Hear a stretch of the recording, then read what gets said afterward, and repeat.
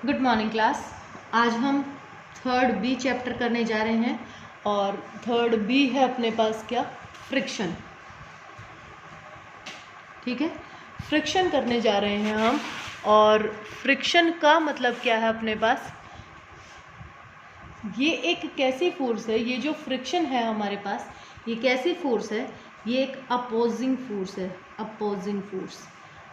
Force का मतलब क्या होता है, दैट मीन्स कि ये क्या कर रही है, मोशन को अपोज कर रही है, कि अपने पास जो मोशन हो रहा है उस मोशन का ये क्या करेगी, अपोज करेगी। तो फ्रिक्शन कब अराइज होता है या कब हमारे पास एक्चुअल में जो फ्रिक्शन है वो क्या करेगा, लगेगा। तो बहुत सारे ऐसे मिसकॉन्सेप्ट्स भी हैं कि ऐसा माना जाता है,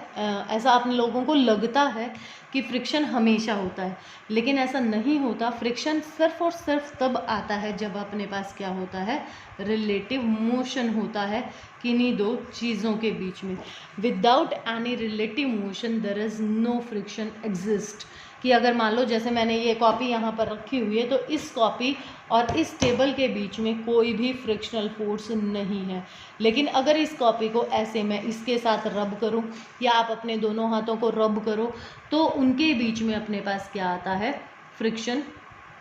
आता है। तो सबसे पहले क्या किया गया था, जो ओल्ड व्यू था, यानी कि जिस पर हम क्या कहते थे कि फ्रिक्शन को किस तरीके से डिफाइन किया गया था, फ्रिक्शन किस तरीके से अराइज होता है या कॉजेज क्या क्या हैं, तो उसमें जो सबसे पहला जो कॉज दिया गया था ना, वो दिया गया था कि रफनेस जो है अपने पास, रफनेस किसी भी सरफेस की क्या करती है, फ्रिक्शन अराइज करती है। तो ये कहा गया था कि मान लो कि जैसे ये अपने पास कोई एक बॉडी है और ये दूसरी बॉडी है, तो जैसे ये हाथ है, ये आपस में इस तरीके से क्या कर गए हैं, ऐसे एक दूसरे के ऊपर, यानी कि एक अपने पास ये जो नीचे वाले नीचे की तरफ जो है, इट इज कॉल्ड डिस्पर्जन, और ये जो है अपने पास ये क्या कहलाता था, प्रोजेक्शन। डिपर्सन और अपने पास जो प्रोजेक्शंस हैं, ये एक दूसरे के अंदर ऐसे इस तरीके से, जैसे उंगलियां एक दूसरे के अंदर ऐसे फंस रही हैं, इस तरीके से फंस जाते हैं, ये एक दूसरे को इंटरलॉक कर लेते हैं, कोल्ड वेल्डिंग अपने पास बन जाती है। और इस कोल्ड वेल्डिंग को तोड़ने के लिए हमें फोर्स की ज़रूरत होती है, और जो इनके बीच में कोल्ड वेल्डिंग बनी है, जो इंटरलॉकिंग बनी है, इसको हम क्या बोलते थे, फ्रिक्शन बोलते थे। तो जितना लार्ज एरिया होगा अपने पास कांटेक्ट का दोनों सरफेसेस का, उतना ही ज़्यादा अपने पास क्या होगा, फोर्स ऑफ फ्रिक्शन होगा। तो यहाँ पर अपने पास क्या था, जो पहला ओल्ड आइडिया था, उसमें क्या कहा गया था कि force of friction between any two surfaces in contact is independent of the actual area of the contact between them. Actual area का मतलब क्या है, अब ये तो हमने कहा कि इसमें फंस गई, ज़रूरी थोड़ी कि इस तरीके से होती, मान लो कि ये बॉडी इस पर कुछ इस तरीके से रखी होती, तो यानी कि ये हिस्सा तो इसके कांटेक्ट में आया ही नहीं, तो यहाँ पर फोर्स ऑफ फ्रिक्शन कैसे लग सकती है। तो मॉडर्न व्यू ने इसको क्या कहा कि यहाँ पर दो तरीके की फोर्सेस को बताया गया, कोल्ड वेल्डिंग कहा गया, इसको कोल्ड वेल्ड कहा गया, और इसमें एक और चीज़ इन्होंने ऐड की, that is called adhesive pressure.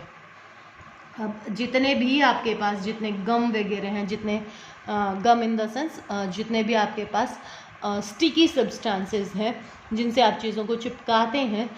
जैसे आपका फेविकॉल है या और कोई ग्लू गन्स हैं, आपकी ग्लू हैं आपके कोई भी, तो उनके बीच में अपने पास उनके ऊपर एक चीज़ लिखी होती है, अडहेसिव सोल्यूशन। अडहेसिव का मतलब क्या होता है, जैसे अब मैं एक पेपर लूँ और उस पेपर को मैं दीवार के साथ चिपकाने की कोशिश करूँ तो वो नहीं चिपकेगा, गिर जाएगा नीचे।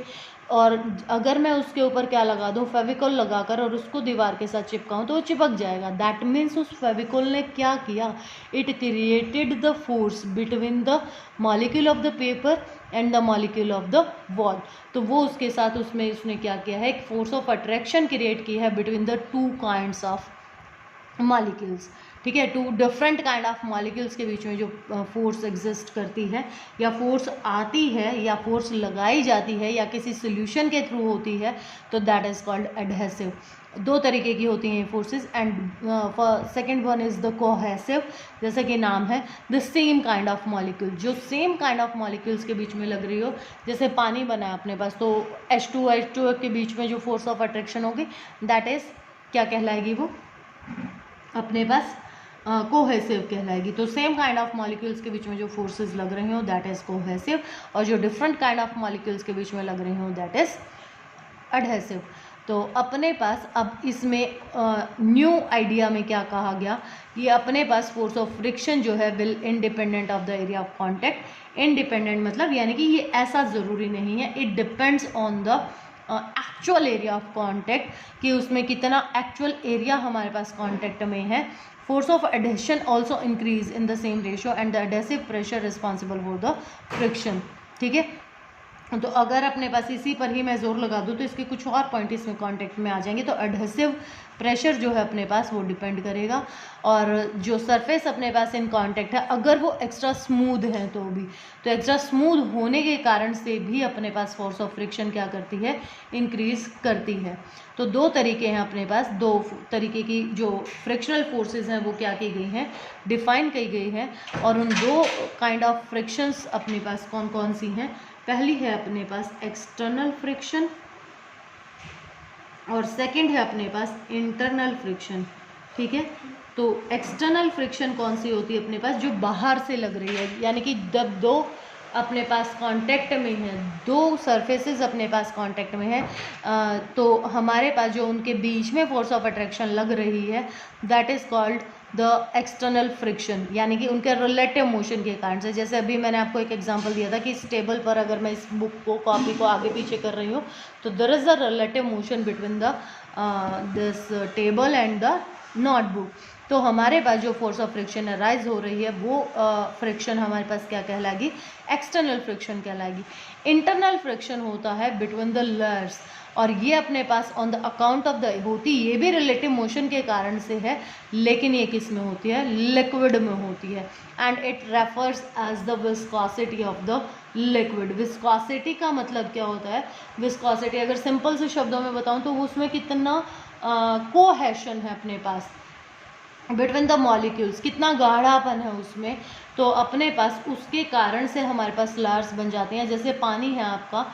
समुंदर ही अगर ले लो तो पूरा जो समंदर है आपका वो 4 लेयर्स में बटा हुआ है, और वो उनके 4 लेयर्स में, यानी कि उनकी 4 लेयर्स वो किस कारण से हैं, due to the reaching of the sunlight भी हैं, और किसके कारण से, उसके कारण से उनके लेयर्स के बीच में अपने पास क्या होता है, फोर्स ऑफ फ्रिक्शन भी अलग अलग है, जिसके कारण से उनका रिलेटिव मोशन जो है वो आगे पीछे हो जाता है और फोर्स ऑफ फ्रिक्शन अराइज हो जाती है। इसी तरीके से आपकी कोई नदी है, नहर है, तो वो भी हमेशा लेयर्स में चलती है। ऐसा नहीं होता कि पूरी की पूरी नहर का जो पानी है या नदी का जो पानी है वो एक साथ चल रहा होता है, पानी आगे पीछे होता है, जिससे रिलेटिव मोशन होता है, और उस रिलेटिव मोशन के कारण से फोर्स ऑफ फ्रिक्शन अपने पास बढ़ जाता है। अब अगर इसका मैं एक एग्जाम्पल दूँ आपको, तो एक सिंपल सा एग्जांपल है, जैसे आपने पानी जो है ट्यूब में, पानी की जो पाइप है उसमें से आप देखना एक बार कभी कि आप उसको नल में लगा के रख देना, तो यहाँ से जो बीच में है ना, यहाँ से पानी का एक गुब्बारा सा बन जाता है, पानी बहुत ज़्यादा निकलता है। ठीक है, तो यहाँ से ये जो पानी बहुत ज़्यादा निकल रहा होता है और साइड में से कम निकल रहा होता है, इसका कारण यही है कि यहाँ पर जो पानी की लेयर्स हैं अपने पास, they are contacting with the plastic of the tube, और यहाँ पर फोर्स ऑफ फ्रिक्शन ज़्यादा हो जाती है दोनों साइड्स पे, बीच में उनके लेयर्स में ही फ्रिक्शन है, तो इधर से पानी कम हो जाता है, पीछे हो जाता है, और ये कहाँ निकल जाता है, आगे। तो इसीलिए वो बीच में एक गुब्बारा सा बना हुआ हमें क्या करता है, नज़र आता है। तो जो हमारे पास इस चैप्टर में हम 7th चैप्टर में हम इंटरनल फ्रिक्शन के बारे में भी पढ़ेंगे, अभी हम एक्सटर्नल फ्रिक्शन के बारे में पढ़ेंगे इस चैप्टर में। तो एक्सटर्नल फ्रिक्शन जो है इसको भी 3 में क्या किया गया, डिवाइड किया गया, और वो जो 3 थे अपने पास वो कौन कौन से थे, स्टैटिक फ्रिक्शन, सेकंड को नाम दिया गया अपने पास क्या, limiting friction, and the third one is kinetic friction.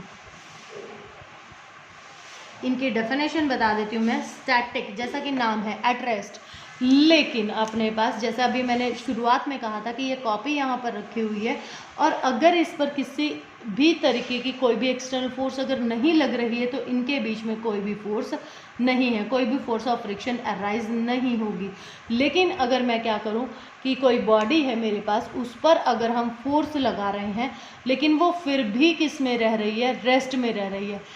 that at that time the static friction arises, उस टाइम पर स्टैटिक फ्रिक्शन अपने पास क्या करता है, अराइज करता है। अब मान लो कि कोई एक बहुत हैवी सा बॉक्स है and you wanted to move that box, तो आप क्या कर रहे हो, उसके ऊपर फोर्स लगा रहे हो, ठीक है, बक्सा नहीं चला, आपने फोर्स और बढ़ा दी, बक्सा फिर भी नहीं चला, तो आपने और फोर्स लगा दी, बक्सा फिर भी नहीं चला। तो यानी कि यहाँ से आप जो कंक्लूड कर रहे हो वो क्या कंक्लूड कर रहे हो कि दैट मीन्स कि जितनी आपने अप्लाइड फोर्स लगाई उतनी ही उसको रोकने के लिए उसी अटेम्प्ट में आपके पास क्या लगी है, फोर्स ऑफ फ्रिक्शन लगी है। तो आपके पास स्टैटिक फ्रिक्शन जो है it is a self adjusting force, self adjusting force है। जिस अमाउंट में आप क्या लगा रहे हो, अप्लाइड फोर्स लगा रहे हो, उसी अमाउंट में ही स्टैटिक फोर्स उसके ऊपर, स्टैटिक फ्रिक्शन उसके ऊपर अप्लाई हो जाएगा, जो कि उसको चलने नहीं देगा। लेकिन अपने पास एक टाइम ऐसा आएगा कि वो अपने वर्ज पर आ जाएगा, यानी कि स्टैटिक फ्रिक्शन, हर बॉडी का अपना कोई ना कोई एक मैक्सिमम होता है। तो ऐसा जब आप फोर्स लगाते जाओगे तो स्टैटिक फ्रिक्शन इंक्रीज होता चला जाएगा, आपने अप्लाइड फोर्स बढ़ा दी, स्टैटिक फ्रिक्शन राइज होता गया, इंक्रीज होता गया। तो एक टाइम ऐसा आएगा कि उस पर जाकर, उस पॉइंट पर जाकर, उस वर्ज पर जाकर, उस किनारे पर जाकर स्टैटिक अपने मैक्सिमम पर पहुंच गया है। और अगर आपने थोड़ा सा और फोर्स लगाया, थोड़ा सा और स्लाइटली अगर उस पर अप्लाइड फोर्स बढ़ाई, तो body is start moving, body is going to be start, ठीक है, बॉडी चलना शुरू कर देगी, मूव करना शुरू कर देगी। तो जो वर्ज पर है अपने पास, जो मैक्सिमम है, that force of friction is called the limiting friction. जब वो अपने